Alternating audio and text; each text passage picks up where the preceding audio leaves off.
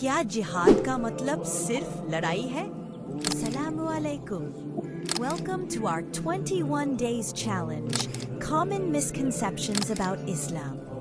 اور ہم بات کریں گے سب سے عام غلط فہمی پر.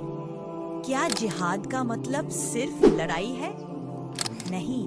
جہاد عربک زبان کا لفظ ہے جس کا مطلب ہے کوشش کرنا، اسٹرگل کرنا، اپنے آپ کو بہتر بنانا، نہ کہ صرف جنگ یا لڑائی.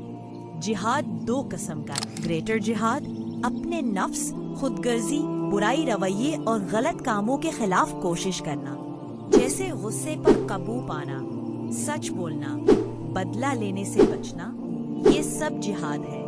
چھوٹا جہاد، لیسر جہاد، اپنی حفاظت کے لیے فائٹ کرنا، مگر صرف تب جب ظلم ہو یا اپنے دین کی حفاظت درکار ہو.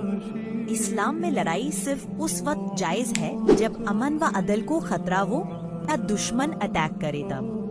اکثر میڈیا میں جہاد کو ہولی وار یا ہمیشہ لڑائی سے جوڑ دیا جاتا ہے، جو بالکل غلط ہے. نبی کریم نے سب سے پہلے مکہ کے 13 سال کے دوران صبر، تحمل اور شفقت کی دعوت دی. جہاد کا اصل پیغام ہے خود کو بہتر بنانا، بھلائی کا راستہ اختیار کرنا، برائی سے لڑنا. ایک مسلمان کا اپنے غصے پر قابو پانا جہاد ہے. آپ مثال لیں، جب آپ نفسیاتی طور پر کسی بڑی مشکل کا سامنا کرتے ہیں تو اس مشکل کا سامنا کرنا، ہمت اور صبر حاصل کرنا، یہ بھی جہاد ہے. سوشل انجسٹس کے خلاف امن کا پیغام جہاد ہے. اپنے گھر، معاشرے اور دنیا میں امن پھیلانا جہاد ہے. لیکن اگریشن اسلام میں حرام ہے. تو اگلے دنوں میں ہم اسلام کی دوسری مسکنسیپشنز پر بات کریں گے.